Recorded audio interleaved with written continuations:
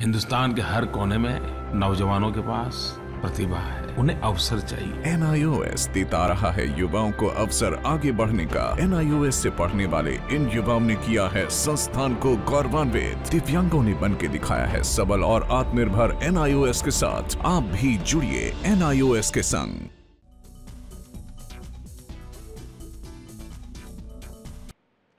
National institute of open schooling के programme में मैं शोएब रज़ा ख़ान आपका खैर मक़दम करता हूँ। उर्दू शायरी में हुब्बुल वतनी, इस मौजू पर गुफ्तगू के लिए हमारे साथ हैं प्रोफेसर इब्न कमल साहब, जो कि दिल्ली यूनिवर्सिटी के शोबा उर्दू में प्रोफेसर हैं। हमारे साथ हैं डॉक्टर शफ़ी अयूब साहब, जो कि जवाहरलाल यूनिवर्सिटी के शोबा उर्दू में दर्स व तदरीस का काम कर रहे हैं। इब्न कमल साहब, जैसे कि हमारे तालिब इल्मों को मालूम है और आज आपको ही मालूम है कि हमने मौजू रखा है उर्दू शायरी में हुब्बुल वतनी।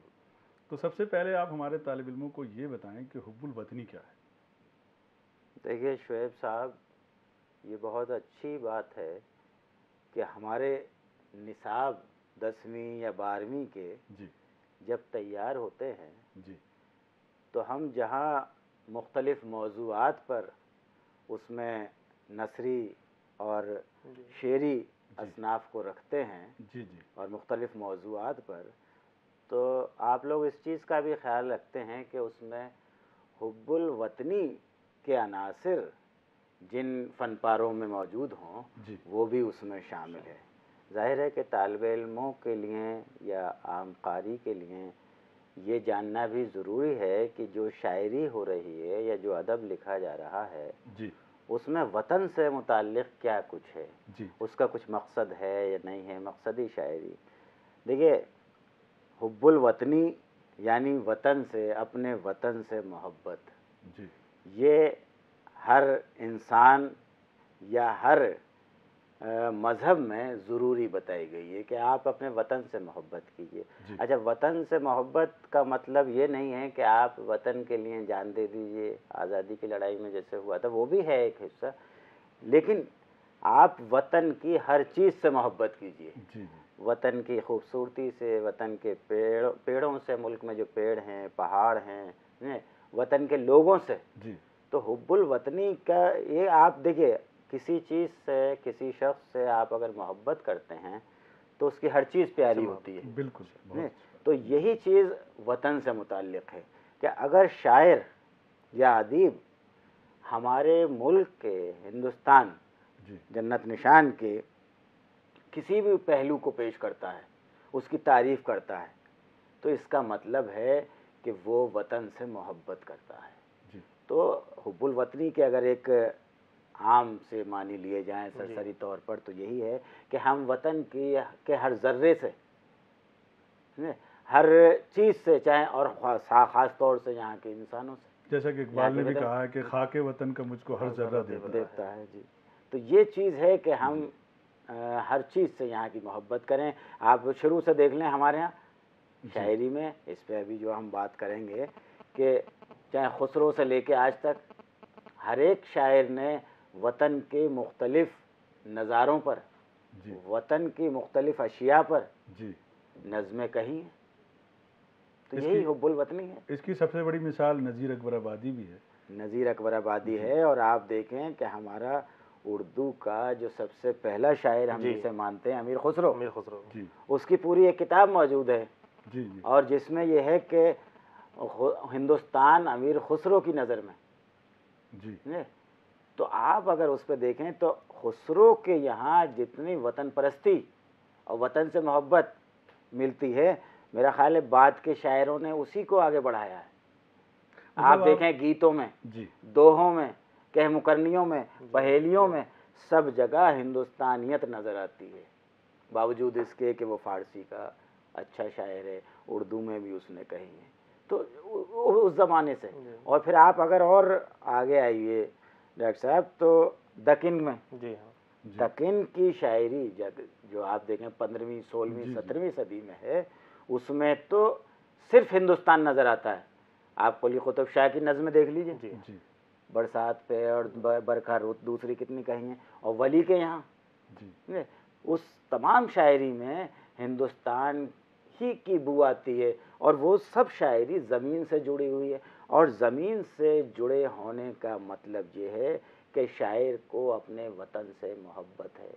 वो जिस ज़मीन पर रहता है, जिन लोगों के दरमियान रहता है, आसपास की जो फ़ज़ा है उससे मोहब्बत करता है। जी। तो शफी अयूब साहब ये माने कि जैसा कि इब्न कमल साहब ने कहा कि अमीर खुसरो और उससे पहले जो दक्कन की बात है वहाँ से हमारी रिवायत शुरू हो जाती है शायरी में हुब्बुल वतनी की। इब्तदा ताहाल डॉक्टर साहब ने तफसील से बात की कि वतन से मोहब्बत, तो जब हम वतन से मोहब्बत करते हैं तो वतन की हर चीज़ हमें प्यारी है। बिल्कुल, वो पहाड़ हमें प्यारे हैं, वो नदियाँ हमें प्यारी हैं। और इसीलिए आप देखें कि उर्दू शायरी का मिजाज ऐसा है कि उर्दू शायरी मुश्तरका कल्चर, मुश्तरका तहजीब की निशानी है। बिल्कुल। और फितरी तौर पे इसमें हिंदुस्तान की तमाम ये अनासिर शामिल हैं, वतन से मोहब्बत का जज्बा शामिल है। तो अमीर खुसरो से डॉक्टर साहब ने इशारा किया उस वक्त से लेकर के नज़ीर अकबर आबादी हों या इकबाल हों या हमारे और तमाम शायर, यानी जो खालिस गज़ल के शायर हैं, कहा जाता है कि गज़ल हुस्न इश्क की, उनके यहाँ भी वतन से मोहब्बत का जज्बा भरपूर मौजूद है और मौजूदा दौर तक मौजूद है। और वतन से मोहब्बत का इससे बड़ी मिसाल क्या हो सकती है, जिसने सारे जहाँ से अच्छा हिंदुस्तान हमारा, जी आपने कह दिया कि सारे जहाँ से अच्छा हिंदुस्तान हमारा। बिल्कुल। तो ये उर्दू शायरी का ख़जाना भरा हुआ है ऐसे अशार से, ऐसी शायरी से। और सब बड़ी दिलचस्प बात है कि कोई एक सिन्फ ऐसी नहीं है जिसे नज़्म, सिर्फ नज़्म हमारी नज़्मों में उर्दू हिंदुस्तान से मोहब्बत का जिक्र हो, ऐसा नहीं है।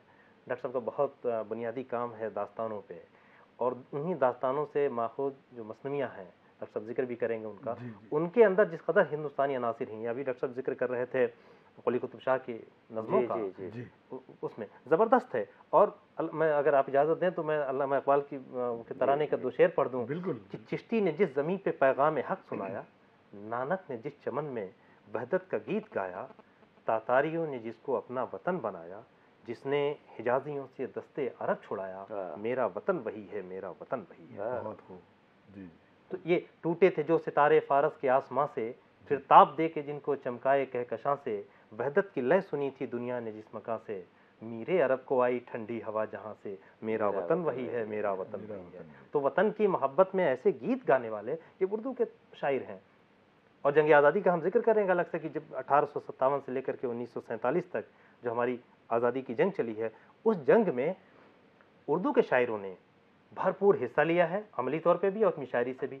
जज्बात को, चाहे वो हज़रत मोहानी हो या फिराक हो, फिराक साहब के बारे में मशहूर, जेल में बंद थे आगरा की जेल में, भोला भाई देसाई, काका कालेलकर जैसे अजीम मुजाहिद आज़ादी उस जेल के अंदर थे। वहाँ महाना नशस्तें होती थी, उर्दू की शायरी होती थी। फिराक का शेर बहुत मशहूर है कि अहले ज़िंदा की ये महफिल है सबूत इसका फिराक, कि बिखर के भी ये शीराज़ा परेशान न हुआ।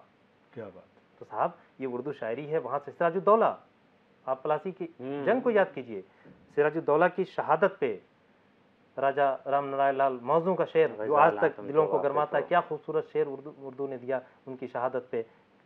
फिलवदी कहदा गजाला तुम तो वाकिफ हो कहो मजनू के मरने की, गजाला तुम तो वाकिफ हो कहो मजनू के मरने की, दीवाना मर गया आखिर को वीराने पे क्या गुजरी। तो कमल साहब, जैसा कि ये आपने बताया कि रिवायत शुरू होती है कुली कुतुब शाह, अमीर खुसरो से, और अच्छा चूँकि शायरी में मुख्तलिफ़ असनाफ हैं, और जैसा कि शफी अयूब साहब ने कहा भी कि हर सिर्फ में हुब्बुल वतनी की बात कही गई है, तो वो कौन कौन सी ऐसी असनाफ हैं जिसमें हुब्बुल वतनी की बात? शायरी में तो जो बुनियादी सिन्फ है गज़ल जी, उसमें तो आपको मुख्तलिफ़ अशार मिल ही जाएंगे, लेकिन जैसा शफी साहब ने जिक्र किया, आप दास्तानें अगर पढ़ें जी, चाहे वो नस्र में हो या मंजूम दास्तानें हो, उसमें जो आपको कुदरती मनाजिर का जिक्र मिलेगा। और हमारे बाज़ शायरों ने तो मसनवियाँ कही हैं। देखिए, मैंने जैसे पहले अर्ज़ किया कि वतन से मोहब्बत का इजहार मुख्तलिफ़ पैराए में होता है, और वो ये है कि आप यहाँ के रसूम से मोहब्बत कर रहे हैं, यहाँ की रसूमात से, यहाँ के मौसमों से जी, तो वो सब चीज़ें, या यहाँ जो पहाड़ हैं, नदियाँ हैं, इनसे सबसे आप पसंद कर रहे हैं, तो इसका मतलब है कि आप वतन से मोहब्बत कर रहे हैं। जैसे इन्होंने अभी शेर सुनाए। अब देखिए, मीर ने या फाइज़ ने 18वीं सदी में, जब हमने आपको बताया कि दक्कन में जो शौरा थे, दक्कन के जितने शौरा हैं चाहे वो कुली कुतुब शाह हों या आपके मुल्ला वजी हों, नुसरती हों, गव्वासी हों, वली हों, सब की शायरी में हिंदुस्तान नज़र आता है और हिंदुस्तान की मुख्तलिफ़ चीज़ें नज़र आती हैं, उनकी खूबसूरती बयान की जाती है। अब आप दक्षिण वो शुमाली हिंद में आ जाइए। शुमाली हिंद में 18वीं सदी में उर्दू शायरी शुरू होती है। 18वीं सदी में कई शायर जहाँ जब फ़ाइज़, कायम, नाजी, ये सब हैं। फ़ाइज़ देखिए होली के बारे में एक शेर कहता है, मैं आपको सुनाता हूँ कि होली का जो मंज़र है, जूं झड़ी हर सू है पिचकारी की धार, दौड़ती हैं नारियां बिजली के सार, जोशे इशरत घर बगर है हर तरफ, जोशे इशरत घर बघर है हर तरफ, नाचती हैं सब तकल्लुफ बरतरफ। अब ये देखिए होली को, अब इसमें मैंने एक बात जो आपसे कही थी कि जब आदमी अपने वतन से मोहब्बत करता है तो उसमें मज़हब की कैद नहीं रहती। बिल्कुल। आप देखें होली, दिवाली या ये जो हमारे यहाँ का गंगा जमनी मुश्तरका कल्चर है, इसमें हिंदू हो या मुसलमान हो, किसी भी धर्म को मानने वाला हो, वो तमाम आपके त्योहारों में शरीक रहता है। अब देखिए मीर तकी मीर ने पूरी एक मसनवी लिखी दर बयान होली। मीर की मशहूर मसनवी है जिसके देखिए कुछ शेर, कुमकुमे भर गुलाल जो मारे, मैवशा लाला रुख हुए सारे, ख्वान भर अबीर लाते हैं, गुल की पत्ती मिला उड़ाते हैं, जश्न नौरोज़ हिंद होली है, जश्न नौरोज़ हिंद होली है, राग और रंग और बोली ठोली है। अब आप ये देखिए कि इसमें जश्न नौरोज़ जो है वो ईरानियों का त्योहार है। जश्न नौरोज़ में बिल्कुल नए साल की तरह जो खुशियाँ मनाई जाती हैं, मीर तकी मीर ने उसे होली से ताबीर किया है कि जिस तरह ईरान में या मुग़ल बादशाह जश्न नौरोज़ मनाते हैं किलों में, इसी तरह पूरे मुल्क में होली मनाई जा रही है। तो ये जो कल्चर है, फिर आप और इसी 18वीं सदी में ये आप देख लिए कि हमारे उर्दू का सबसे बड़ा अवामी शायर नज़ीर अकबर आबादी, नज़ीर अकबर आबादी ने होली पर, दिवाली पर और यहाँ के आपके ये के साधु संतों पर जितनी नज़में कही हैं, मेरा ख्याल है उर्दू क्या हिंदी के भी किसी शायर ने नहीं कही होंगी। बिल्कुल। बरसात पर, यहाँ के मौसमों पर, हर चीज़ पर उसने नज़में कही हैं। और एक चीज़ अभी जो जिक्र हुआ कि देखिए नज़मों में कही जाती हैं, आप हिंदुस्तान का जिक्र करते हैं, नज़मों में तो हिंदुस्तान नज़र आता है। मरसिए जैसी सिन्फ, मरसिया एक ऐसी सिन्फ है जो खालिस कहा जाए कि एक मजहबी जो वाक़यात करबला का जिसमें जिक्र होता है। आप अनीस के मरसिए देख लीजिए, दबीर के मरसिए देख लीजिए, इनके यहाँ जो हिंदुस्तानियत नज़र आती है, उसमें मुश्तरका कल्चर नज़र आता है। मेरा ख्याल है इसकी मिसाल दूसरी कहीं नहीं मिलेगी। देखिए मीर इसके अनीस के मरसियों में कहीं सेरे का बयान है, कहीं नेक का बयान है, और हिना, संदल, आरसी मसहब, ये सब चीज़ें जो हैं हिंदुस्तानी कल्चर से। अब देखिए मैं कुछ शेर मरसिए के सुनाता हूँ। दूल्हा बने हैं खून की मेहंदी लगाए हैं, सेहरा तुम्हें दिखाने को मक्तल से आए हैं। अब ये सेहरा और मेहंदी सिर्फ हिंदुस्तानी है। नदी लहू की चांद सी छाती से बह गई, बहनों की नेग लेने की हसरती रह गई। अब ये नेग लेना और बहनों का ये हिंदुस्तानी रस्मों से मुताल्लिक है। दबीर का और आप शेर देखिए, रन में है बना घर में बनी जाती है रन में, रन में है बना, बना यानी दूल्हा, बना और बनी जी, रन में है बना घर में है, घर में बनी जाती है रन में, है आरसी मसहफ की घड़ी दूल्हा दुल्हन। अब ये आरसी मसहफ की रस्म अरबों में तो नहीं होती जी, जिसका जिक्र वाक़ई करबला में किया जा रहा है मरसिए में। यह और देखिए, बानोए नेक नाम की खेती हरी रहे, संदल से मांग बच्चों से गोदी भरी रहे। अब ये मांग भरना संदल से खालिस हिंदुस्तानी है। अब इसमें आप मरसिए में जो आप हिंदुस्तान देख रहे हैं वो तो नहीं है जो इराक़ के करबला में है जी, उस ज़माने में। तो ये यहाँ हिंदुस्तानी तहजीब और हिंदुस्तान जो हमारी शायरी में नज़र आता है वो मेरा ख्याल है दूसरे ज़बानों में नहीं मिलेगा। जो हिंदुस्तान आप हमारे हर शायर ने, चाहे वो इकबाल हों, नज़ीर हों, जोश हों, चकबस्त, सुरूर जहानाबादी, कमल डिबाई भी, आखिर आज तक के शायरों के यहाँ हिंदुस्तान के हर चीज़ की तारीफ दिखाई देती है।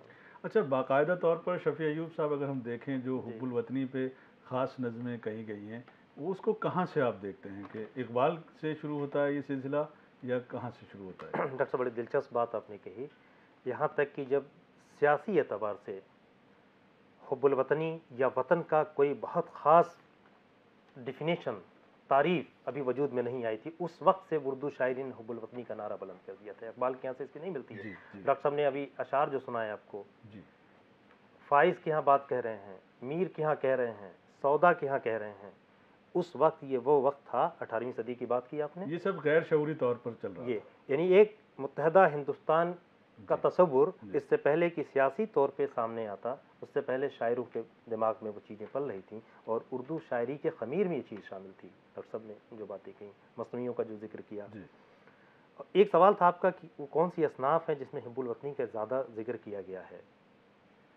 कोई ऐसी सिन्फ नहीं है उर्दू शायरी की जिसमें हुब्बुल वतनी के जज्बे से अशार मिसरे न मौजूद हों। क़तात, रुबाइयात, गज़लें और देखें तो कसीदे के तशबीह, जी हाँ, तो सब हिंदुस्तान है बाहर का जो जिक्र, वो यहाँ की नदियाँ हैं। गंगा पे जितनी नज़में कही गई हैं, गंगा का जितना जिक्र आया है, गज़लों के अंदर गंगा का जिक्र है। गंगा के बगैर उर्दू शायरी का कोई जिक्र, कोई तस्वुर नहीं है। और एक और बात की तरफ इशारा ये करना चाहता हूँ कि ये जो मवाद जिसका जिक्र डॉक्टर साहब कह रहे थे, ये खाल नहीं है कि कहीं आपको तलाश करना हो। किसी शायर का दीवान उठा लीजिए, किसी शायर की कुल्लियात उठा लीजिए, हर सफ़े पे, हर वरक़ पे दास्तान हिंदुस्तान बिखरा है।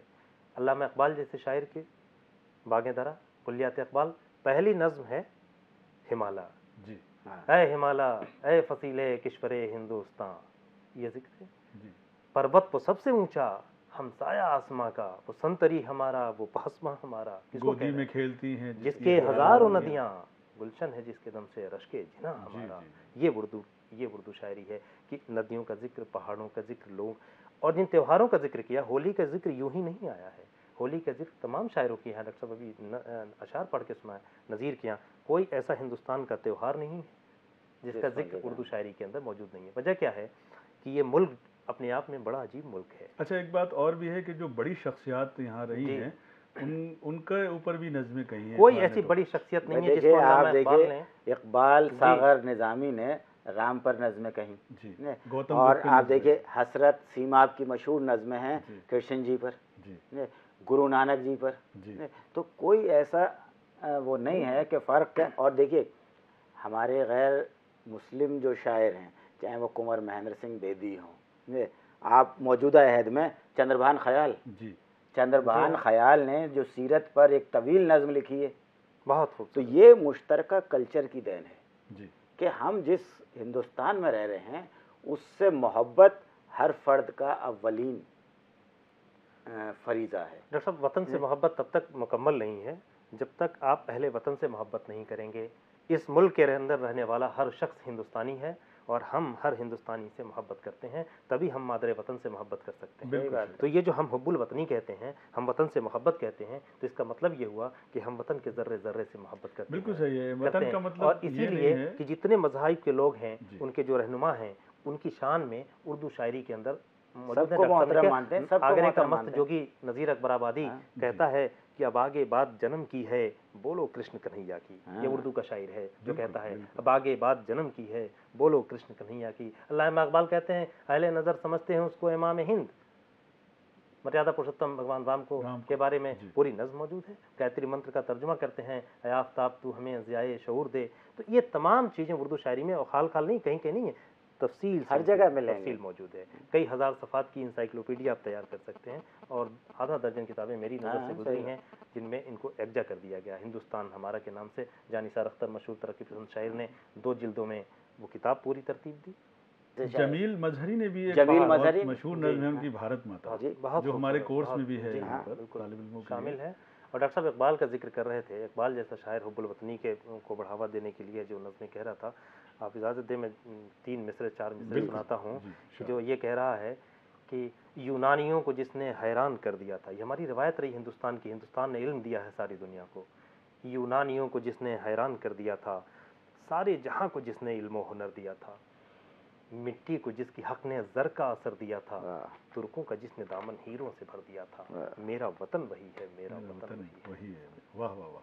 अच्छा देखिए, और शायरी की बात हो और गालिब का जिक्र ना हो, तो जो गालिब का जो दौर है, ख़ास तौर से मोमिन हैं और ज़ौक़ हैं और बहादुर शाह ज़फ़र हैं, उनके वक्त में भी इस तरह की कोई चीज़ नज़र आती है आपको? देखिए वहाँ तो गज़ल है, गालिब के यहाँ आप गालिब के ख़ुतूत उठा के देख लीजिए जी, ज़रूरी नहीं है कि शायरी में, गालिब के ख़ुतूत उठाकर देख लीजिए। गालिब जिस तरह अपने मुल्क की बर्बादी का जिक्र करते हैं, वो क्या है, वो वतन से मोहब्बत। आदमी का जब किसी का घर लुटता है तब जो दर्द महसूस होता है, तो अंग्रेज़ों ने जो जुल्म मज़ालिम किए 1857 पर, तो उसका इजहार गालिब के ख़ुतूत में मिलता है। बिल्कुल। और जितने उस ज़माने के शायर, गालिब के मासिर जितने हाली, मोहम्मद हुसैन आज़ाद, सब नज़में कहीं उसके हाली की तो कितनी नज़में हैं, हाली और मोहम्मद हुसैन आज़ाद और उस अहद के जितने शायर हैं, उन नज़मों की इब्तिदा बाकायदे जो हुई, वो एक बहुत ख़ास मुजाहिद आज़ादी और शायर को भूल रहे हैं इस वक्त, बहादुर शाह ज़फ़र। बहादुर शाह ज़फ़र का बहादुर शाह ज़फ़र ने तो पूरी अपनी ज़िंदगी, सब हम भूल नहीं रहे, माफ़ कीजिएगा, मजबूरी ये है कि ये फहरिस्त इस कदर तवील है कि हम इस पे कई रोज़ गुफ्तगू कर सकते हैं इन बातों पे। उसमें आप ज़रूर उनका ज़िक्र करें इस वक्त के उन्होंने, वो शख्स क्या है जो आखिरी दम तक रंगून में जिसके क़ैद में मज़ार जिस वतन की मिट्टी को तरस रहा है और कह रहा है कि 2 गज़ ज़मीन भी न मिली हुए यार में, इससे उसकी मोहब्बत का, उस उर्दू के शायर के तौर पर हम उसे देखते हैं, वतनी इसमें शामिल है पूरी। तो उसकी वतन की मोहब्बत देखिए, जो उर्दू का शायर है ज़फ़र, हम ज़फ़र उर्दू के शायर के तौर पे बात कर रहे हैं, ज़फ़र की बेहतरीन शायर उर्दू का, जो वतन से मोहब्बत के लिए 2 गज़ एक मिसरे में देखिए कितनी मोहब्बत है वतन से। ज़फ़र दफन के लिए 2 गज़ ज़मीन, कुएं, देखिए जो वतन को कुएं यार से उसने यार के कुछ को तड़प रहा है, वहाँ की वतन की मिट्टी चाहिए हमको आखिरी वक्त। अच्छा, अब चूंकि ये रिवायत आपने बताई अमीर खुसरो और कुली कुतुब शाह से चल के आती है, आज के दौर में आपको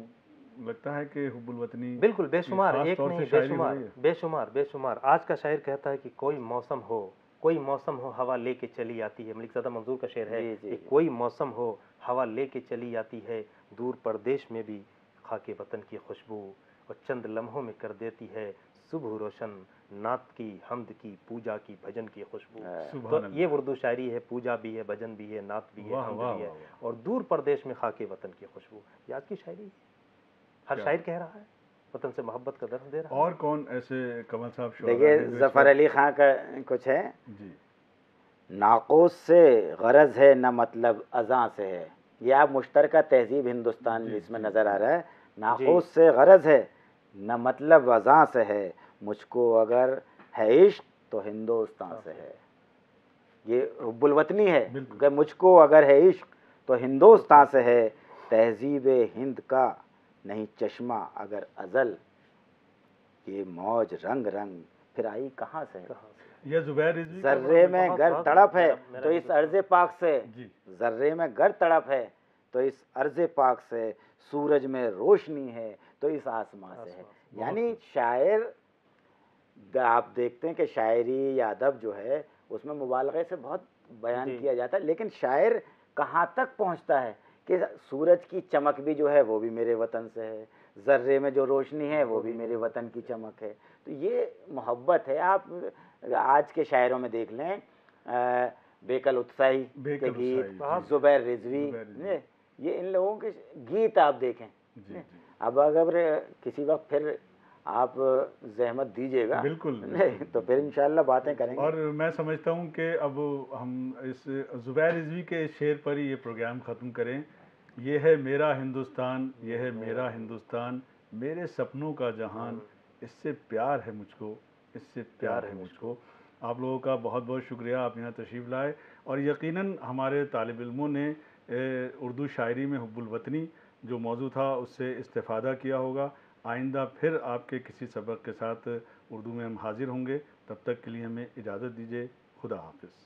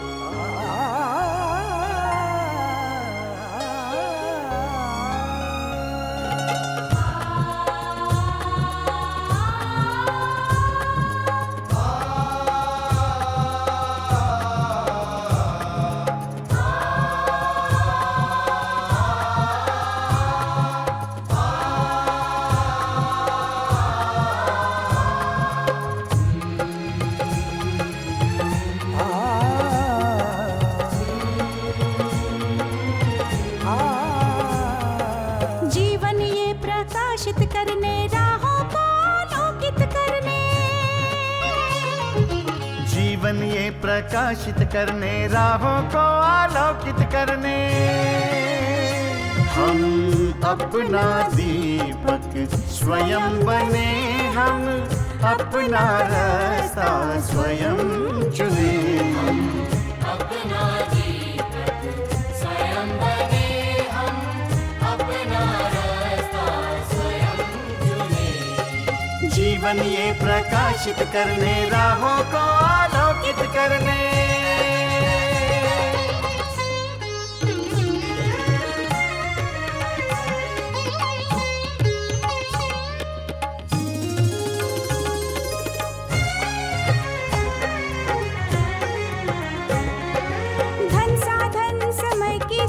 से विद्यालय जो मुक्त हो, धन साधन समय की सीमा से विद्यालय जो मुक्त हो। कभी पढ़े हम कहीं पढ़े, वे विषय की लोच से युक्त हो। कभी पढ़े हम कहीं पढ़े, वे विषय की लोच से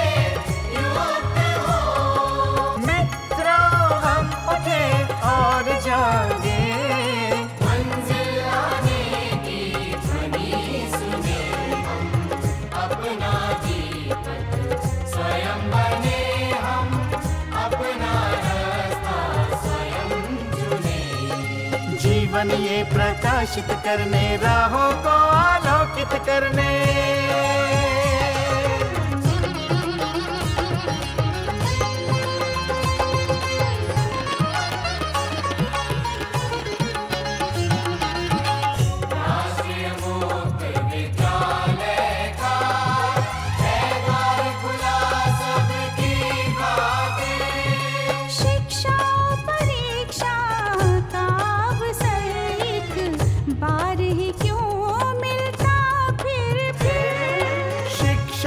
परीक्षा का अवसर एक बार ही क्यों